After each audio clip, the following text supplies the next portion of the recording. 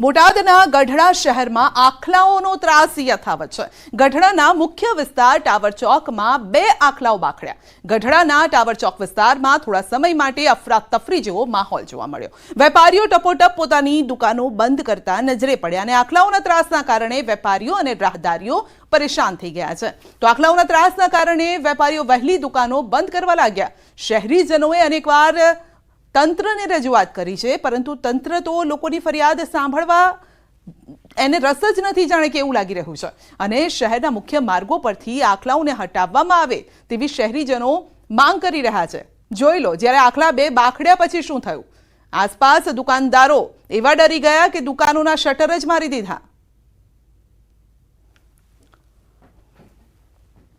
તો રાજકોટમાં પણ રખડતા શ્વાનનો આતંક સામે આવ્યો અને બાઇક ચાલક પાછળ શ્વાન પડતા અકસ્માત સર્જાયો। બાઇક ચાલક કાર સાથે અથડાયો, ઘટના સ્થળે જ તેનું મોત નીપજ્યું છે।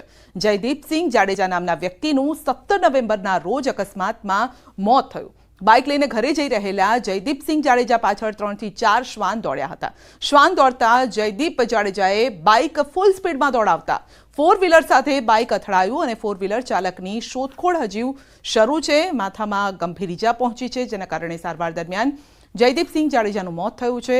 જયદીપસિંહ જાડેજા મિત્રના લગ્નમાંથી ઘરે પરત ફરતા હતા અને તે સમયે જ આ ઘટના બની।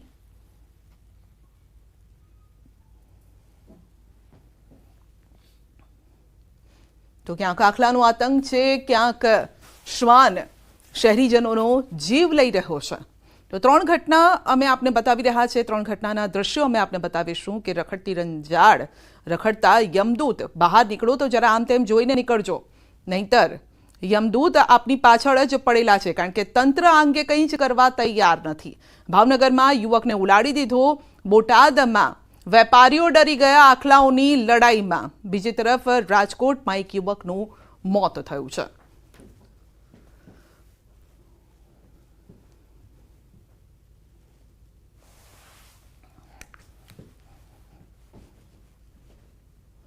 બુલેટિનમાં આગળ વધીશું નાનકડા બ્રેક બાદ।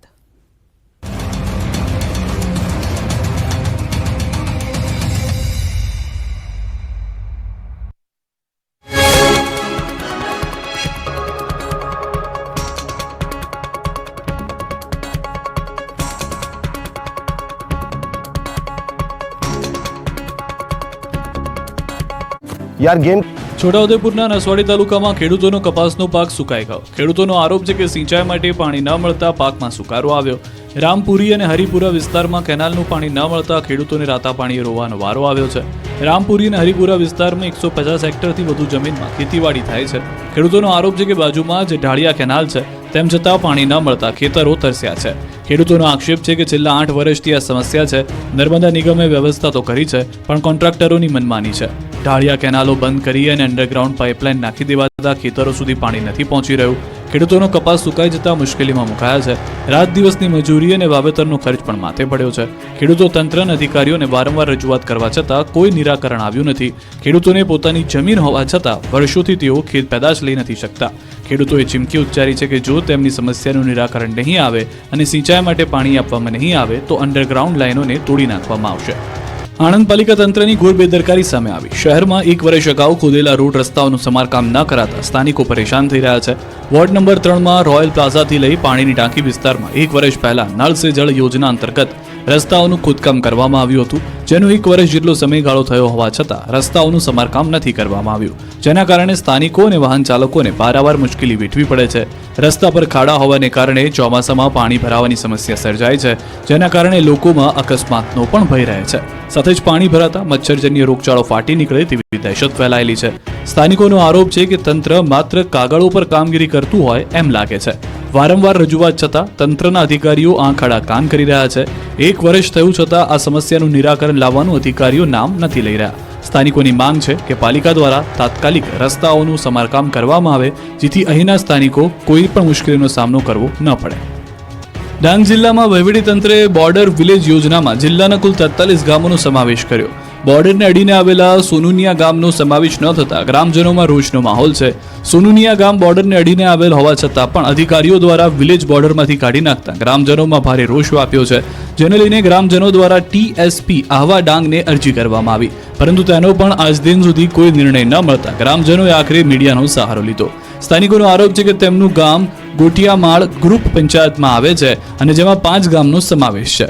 5 પૈકી હુંબાપાડા અને બરમિયાવાડ ગામનો પણ યોજનામાં સમાવેશ કરાયો, પરંતુ સોનુનિયા ગામને યોજના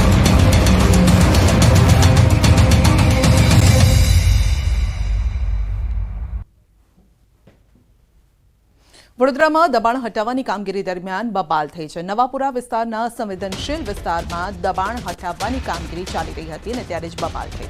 દબાણ શાખાના કર્મચારીઓને દબાણ કરનારે માર માર્યો. પોલીસની હાજરીમાં મારામારી કરતા અનેક સવાલ ઉઠ્યા છે. લારી ગલ્લાના દબાણો હટાવવા માટે દબાણ શાખાની ટીમ ગઈ હતી.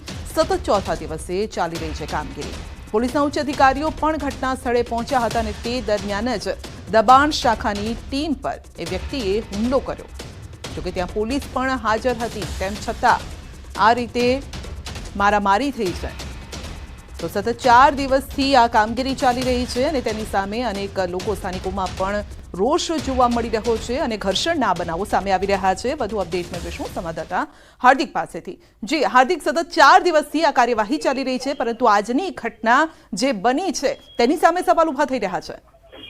બિલકુલ થી સવાલો ઉભા થયા જ, કારણ કે કાયદો વ્યવસ્થાનો ડર જે છે તે વડોદરા શહેરમાં રહ્યો નથી. અને તમે પણ જાણો છો કે છેલ્લા ઘણા સમયથી વડોદરા શહેરમાં જે બેફામ તત્વો બન્યા છે, ગુનેગારો જે છે તે બેફામ બન્યા છે. દબાણ હટાવવાની કામગીરી 3-4 દિવસથી ચાલી રહી છે, પરંતુ આજે તો હદ થઈ ગઈ.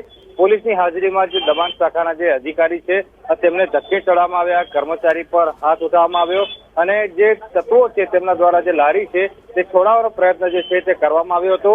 પોલીસે પરિસ્થિતિ પર કાબુ તો મેળવ્યો છે, પરંતુ સવાલ એ થાય કે જો પોલીસની હાજરી હોય તો કોઈ વ્યક્તિ આ રીતે હિંમત કઈ રીતે કરી શકે. થોડા દિવસ અગાઉ પોલીસની હાજરીમાં હત્યાની ઘટના બની ગઈ. હજુ તેને ગણતરીના દિવસો થયા છે, ત્યારે આજે ફરી એકવાર પોલીસની હાજરીમાં કોઈ સરકારી કર્મચારી પર કોઈ હાથ ઉઠાવી જાય એટલે સવાલો ચોક્કસથી ઉભા થાય. અત્યારે મામલો શાંત પડ્યો છે, પરંતુ પોલીસની કામગીરી સામે સવાલો ઉઠી રહ્યા છે. પાલિકાની ટીમ જે છે તે હવે આગળ વધી છે અને જે દબાણ તોડવાની કામગીરી છે તે કરી રહી છે. કેટલા દિવસ આ કામગીરી કરવામાં આવશે? કયા કયા વિસ્તારોમાં આ કામગીરી થઈ રહી છે? બિલકુલ બીજો 4 દિવસથી જેટલા પણ સંવેદનશીલ વિસ્તારો છે ત્યાં દબાણ હટાવવાની કામગીરી જે છે તે કરવામાં આવી રહી છે અને પાલિકા દ્વારા કહેવામાં આવ્યું છે કે આ કામગીરી જે છે હવે કાયમ માટે ચાલુ જ રાખવામાં આવશે. સમયાંતરે જે વિસ્તારો છે ત્યાં વિઝિટ કરવામાં આવશે અને ત્યારબાદ જો ગેરકાયદેસર દબાણો જણાશે તો તમામ પ્રકારના જે દબાણો છે તે દૂર કરવામાં આવશે. એના જ ભાગરૂપે સતત ચોથા દિવસે આજે જે પાલિકાની ટીમ છે તેમના દ્વારા જે દબાણો છે તે દૂર કરવાની કામગીરી નવાપુરા વિસ્તારમાં કરવામાં આવી રહી છે. જી હાર્દિક, આપનો આભાર.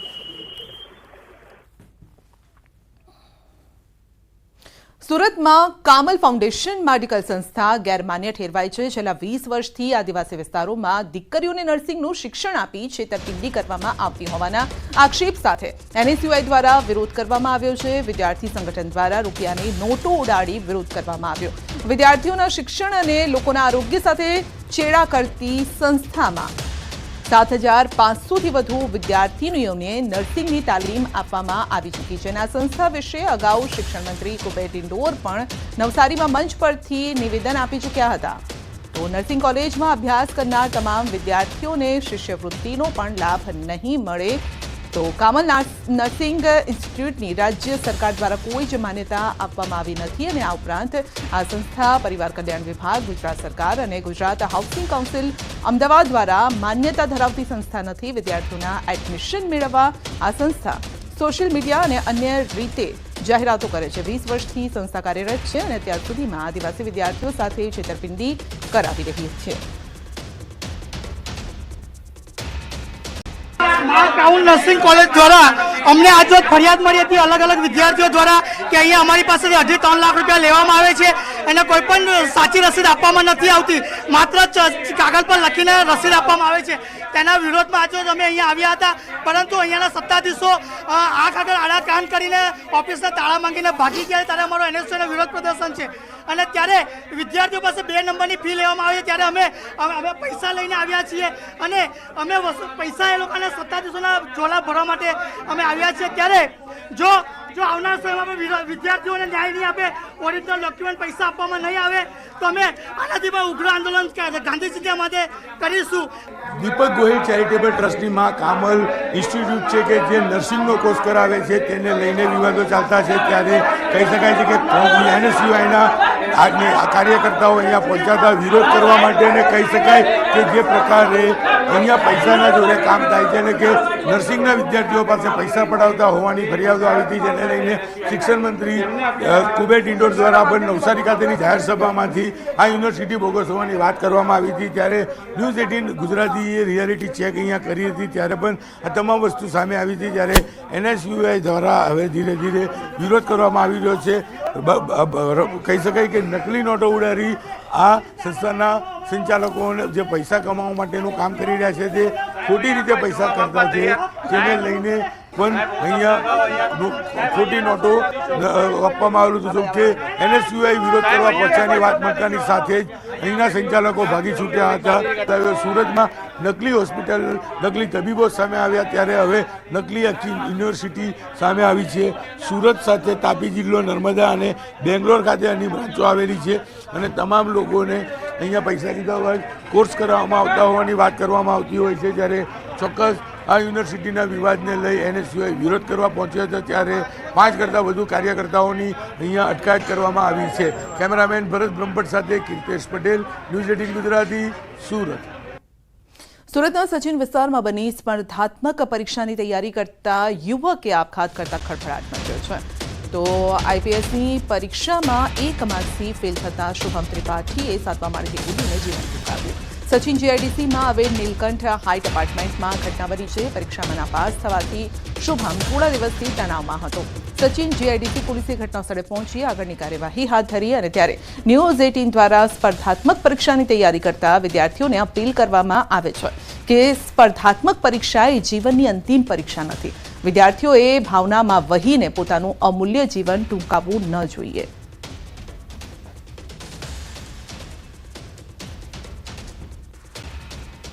રાજકોટના જેતપુરમાં ગમફાર અકસ્માતમાં યુવકનું મોત થયું છે. જેતપુર રબારિકા રોડ પર બાઇક ચાલકને ટેન્કર ચાલકે અડફેટે લીધો અને સ્થળ પર જ યુવકનું મોત થયું છે. હરિપર ગામના 26 વર્ષીય યુવક સંજય મકવાણાનું મોત થતાં પરિવાર શોકમગ્ન છે. તો અકસ્માત સર્જાતા લોકોના ટોળા એકઠા થયા અને મૃતકના મૃતદેહને જેતપુર સરકારી પોલીસ હોસ્પિટલ પીએમ અર્થે ખસેડવામાં આવ્યો છે. સરકારી હોસ્પિટલે અને અકસ્માત સર્જી ટેન્કર ચાલક નાસી છૂટ્યો છે અને પોલીસે તપાસ હાથ ધરી છે.